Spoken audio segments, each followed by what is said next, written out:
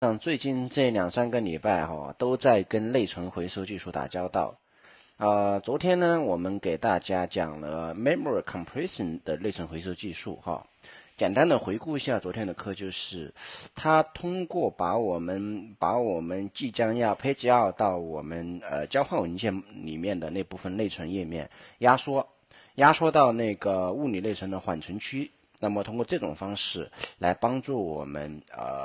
一定程度上帮助我们节省内存空间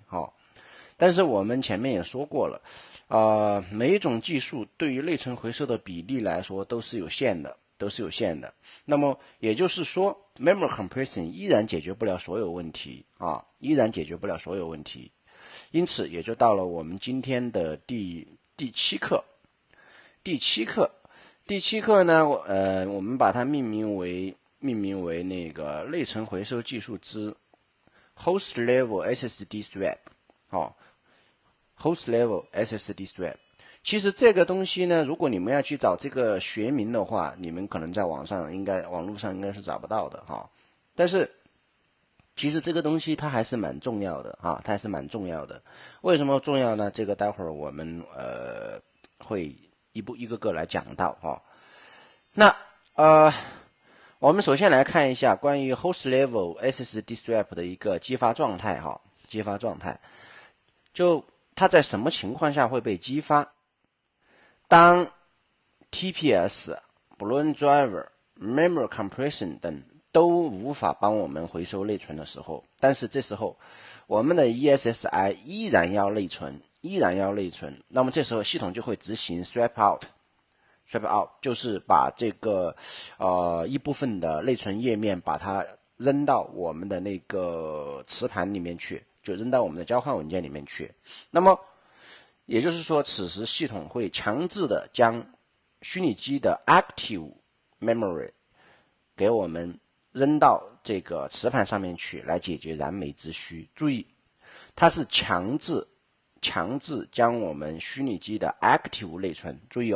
这里是 active 内存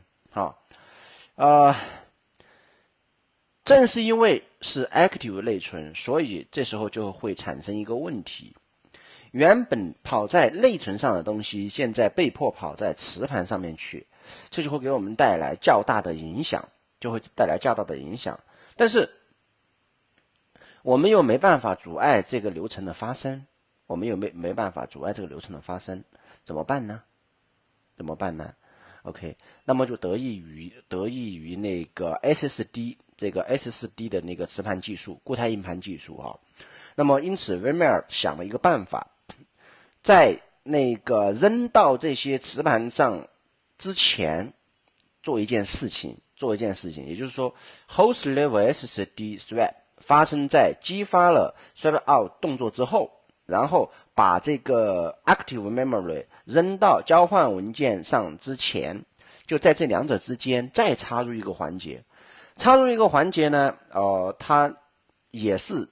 跑在磁盘上，但是它把这个磁盘技巧性的换成了什么呢？换成了 SSD 盘，由原来的那个我们的机械硬盘换成了 SSD 盘。大家都知道 SSD 硬盘它的那个 LPS 是很高的，有好的有几万的，那差的也有几千的。那么相对于一块盘的那个百十来个那个 LPS 来说的话， SSD 要强太多了。换句话说，你们把 active 的 memory 扔到一个 LPS 只有那个180的15000转的 SAS 上，绝对是要比扔到 SSD 几千或者几万的 SSD 上面来的要差得多。因此它在中间利用 SSD 磁盘技术加入了这个层级那么这个层级它在整个内存回收的阶梯里面，它处于哪一个位置呢？首先这也是帮助大家回顾一下以及展望一下我们完整的内存回收流程第一个流程是 transparent page sharing， 也就是我们所说的那个 TPS。 第二个层级是 balloon driver。 第三个层级也就是我们周二讲的 memory compression。 第四个层级也就是我们今天所说的这个 host SSD swap。其实它有一个比较文雅的名字哈，我们通常把它叫什么呢？把这个东西叫做 LHC。LHC 的全称是 Local Host Cache 啊。那么最后一个层级就是什么呢 ？Swapped out。换句话说，实质上这里的这个 LHC， 我们今天所讲的这个 LHC， 它其实是在 Swap out 中间打了一个擦边球，在 Swap out 这里打了一个擦边球，把原本应该扔到我们的那个机械硬盘上的东西扔一部分到我们的那个 SSD 盘上面去。好，那么这是完整的内存回收技术，但是在那个我们今天所讲的 LHC 这个层级呢，在 vSphere 5.5 当中 ，VMware 引入了一个技术叫做 vSphere Flash Read Cache， 在这里 vSphere Flash Read Cache 简称 VFRC。那这玩意儿是用来干什么的呢？这玩意儿它的用途其实跟这个 host level 的 SSD 就 LHC 其实是有点像的，但是呢，它比这个local host cache 这个东西就 LHC 它要来得更细腻一些，就是说可控度会更高一些，高在哪里呢？高在我们可以单独针对虚拟机，我们可以单独针对我们认为比较重要的虚拟机来配置这个 VFRC。这当然我们待会儿会详细的去讲它。但大家需要注意一点，就是这个 VFRC 呢，它是在 5.5 才有的哈 ，5.1 以前是没有这个 VFRC 的。那么也就是说，从这张图你们可以看得出来整个在 vSphere 当中的内存回收技术呢，就分为这几个阶梯，从好到坏分别是 TPS、Balloon Driver、Memory Compressing， 然后VFRC 加上那个 LHC， 然后再到那个 Swap Out。那关于 Swap Out 东西呢，我们在下周的课我们再讲它。好，今天的课呢，我们主要就要给大家讲这两个东西。一个是 LHC， 一个是 VFRC。那么首先我们来看它的工作原理了。Host Level SSD Swap 通过利用 SSD 盘强大的 LPS 支持，帮助我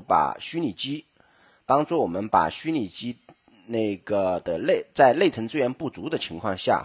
把原本应该直接写到机械盘里面的东西呢，写到 SSD 里面去。它就相当于给每台虚拟机额外配了一个内存的缓存区，那么由于这个内存缓存区由 SSD 盘构成，那么借助这个 SSD 盘的强大的读写性能，尤其是读的性能，可以帮助我们在物理内存资源不足的情况下，最大限度降低性能的损耗。注意，它做的事情其实是最大限度帮我们降低内存的损耗不是帮我们提升性能，而是帮我们就是说在迫不得已的情况下呢，帮我们减少损耗。那么我们来看一个动画它是怎么样子在工作的。正常运行一台虚拟机，当我们给它配置了基于 SSD 的一个 local host cache 或者加上 VFRC 功能的时候，那么这时当发生 swap out 的时候呢，那么有一部分 active 的页面，它就会跑到 SSD 的 cache 里面去，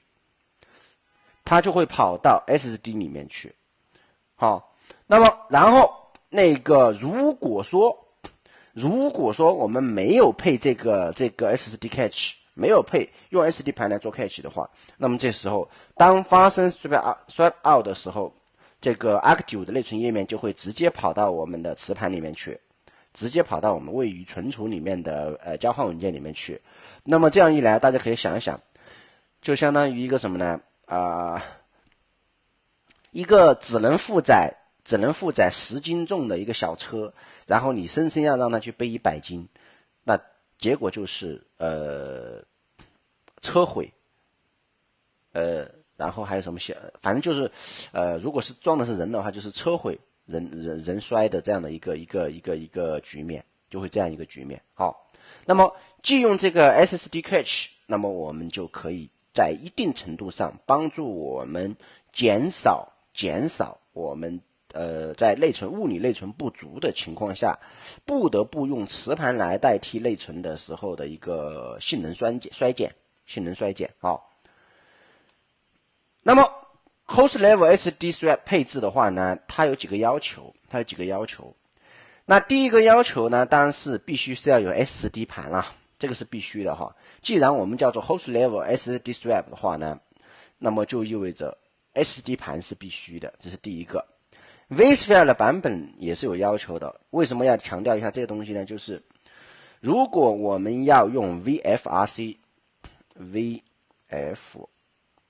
给大家写一下啊，如果我们要用这个 VFRC 的话，抱歉，我们还需要用 vSphere 5.5 以上的版本。那么同时我们需要预先分配用来做 VFRC 和 LHC 的空间，同时呢，它的大小也会受到一定的限制，啊，需要有这几个局限。那么接下来我们来看一下host level 的 SSD 的一个工作原理哈。我们首先看一下 LHC 的工作原理。现在我们有一个 LHC 的 data store， 注意我们先需要有一个 LHC 的 data store， 然后那么我们需要先配好这个 LHC data store， 那么然后呢，这是在这个 data store 里面，它会存在着一个个 1GB 大小的空间，好，然后呢，这时我们的虚拟机，当我们的虚拟机发生了，它要发生这个 LHC 的时候呢，那么这时这些要被swap out到我们交换文件里面去的东西呢，它就会先跑到这个我们的这个由 LHC 构成的这个缓存空间里面，那么这是它的一个工作方式，不过呢，这里由于我们这张图我们出于那个好识别，所以我们这样画了。但是呢，我想强调一下的就是，这张图我们是1对1的一个关系，但实际工作当中并不意味着它就会1对1哈，这点我想大家要注意一下，啊。那么刚才我们也说了，它会画出来一个个 1GB 大小的一个空间啊，1GB 大小的一个缓存空间。那么到底会画多少个呢？就要看你的这个 LHC 的 data store 有多大了。它的那个 size 是多大了？当然，有人可能会问，为什么会是 1GB 大小呢？很简单，如果你真的把它画得过大的话呢，每一个文件画得过大会带来一些额外的问题。哪些额外的问题呢？就是它会把很多的东西都放到这里面来，然后最后一个 swap out 的那个部分可能就不会发生。而你的 SSD 这个东西它的承载，无论是从空间的角度，还是说从 performance 承载的角度来说，它毕竟来说是有一定的一个极限的。因此系统给了这样的一个值哈，给了这样一个值给大家。那么配置它的关键在哪里呢？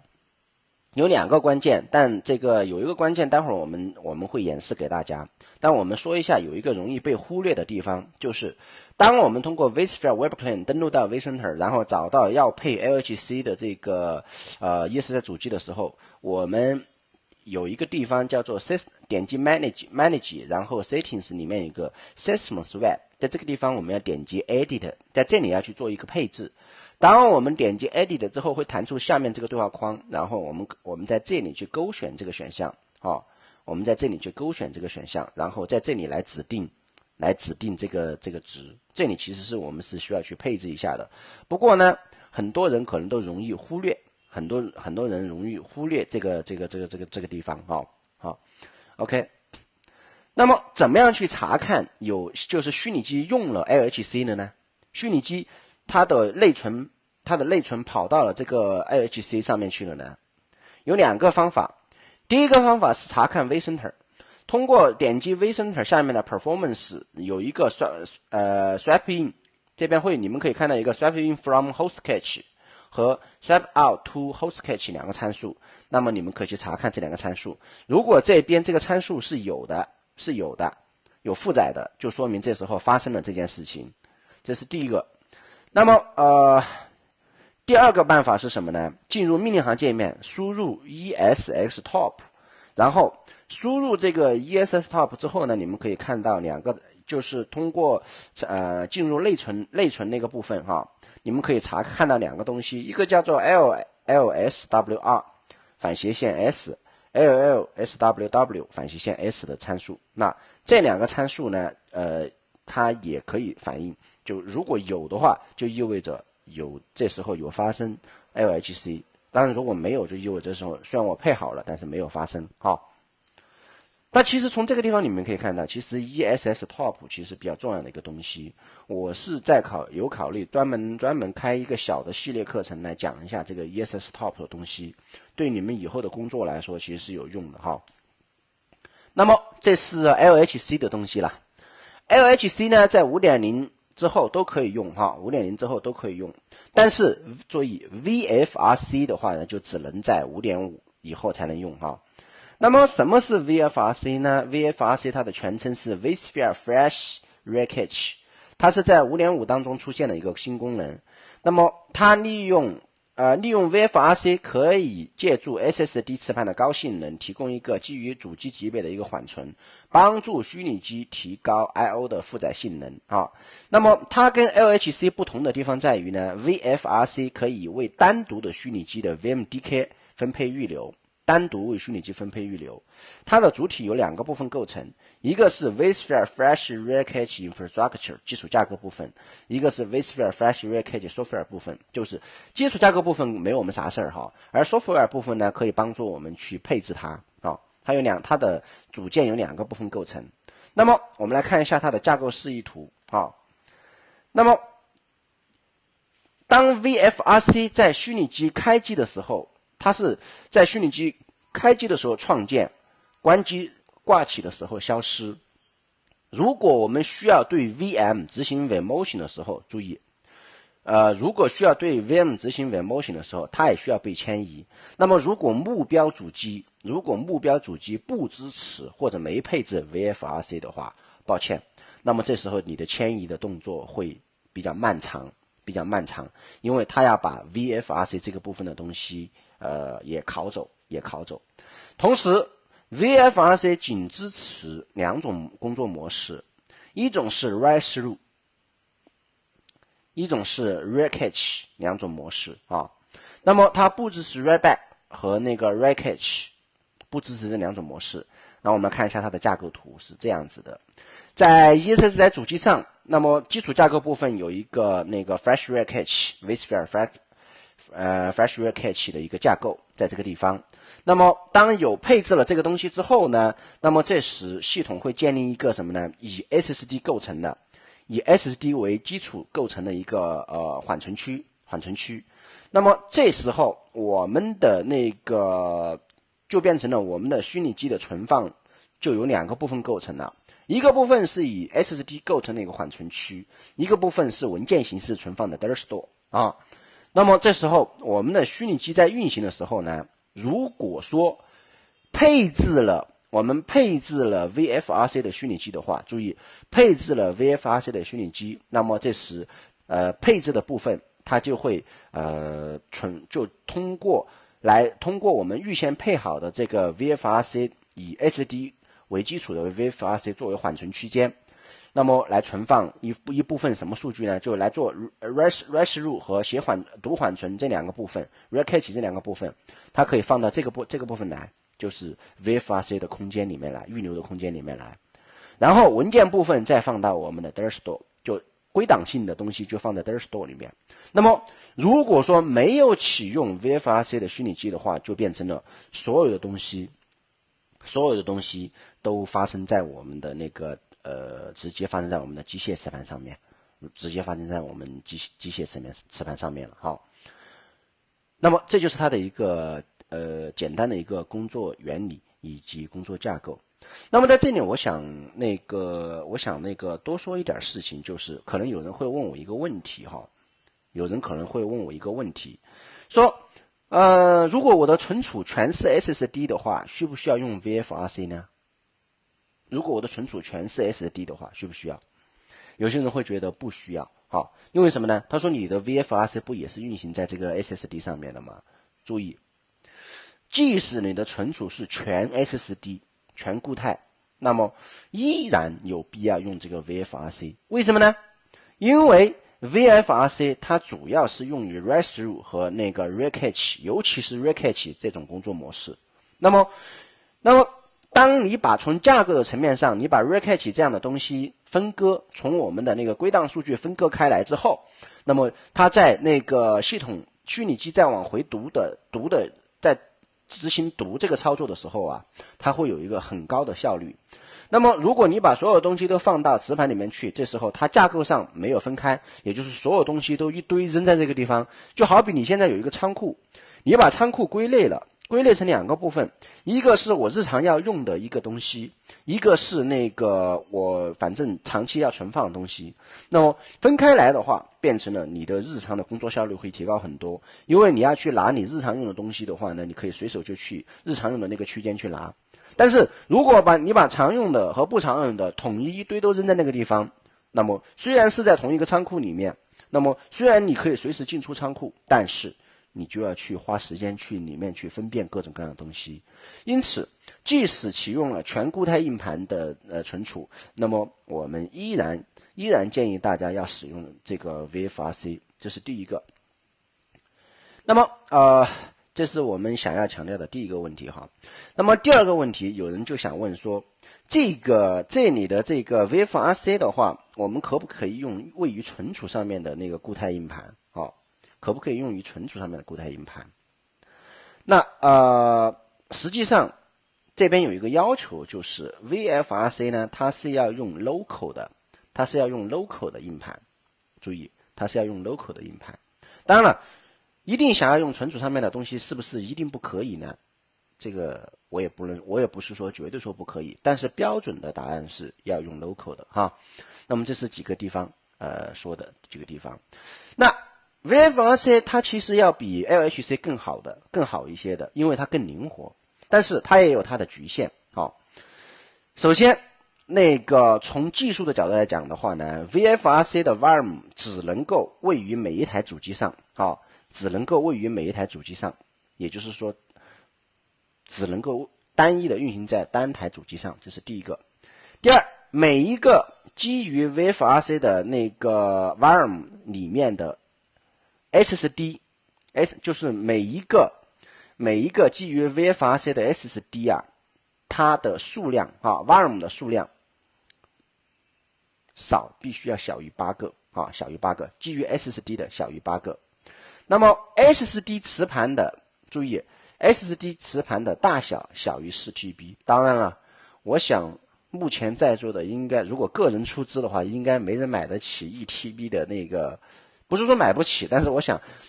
所有人都会肉疼1TB 的 SSD 到底多少钱那么这个总的这个 volume 的大小，注意总的这个 VFRC volume 的大小不能大于 32TB 其实已经很疯狂了我觉得这个其实已经很疯狂了那么这是它的设计上限当然可能大家就会说了，这边不是强调了 local 了吗？你为什么说共享存储还可以呢？这个以后有兴趣的时候我们再去讨论它但是注意，标准的是不支持的这一点我请大家注意一下。也就是说，教科书里这就是那个正史跟野史的一个区别那么如何进行初始化的 VFRC 的配置呢？ vSphere Web Client 登录到 vCenter， 找到 VFRC 需要配 VFRC 的主机，然后点击那个 VFRC， 然后选择 Virtual Flash， 也就在这里面。我们点击 Manage Settings， 下面有一个 Virtual Flash 的选项，然后选择这边的 Edit， 就可以去配置了那么接下来呢，我会先给大家演示一下 LHC 和那个 VFRC 的一个配置啊 ，VFRC 的一个配置。演示完成之后呢，会照例给大家做互动问答啊。那么下一堂课我们会讲内存回收技术的最后一个部分，就是 swap out 了 ，swap out 好。OK， 那么到这里这一堂课的理论部分就结束了，谢谢大家。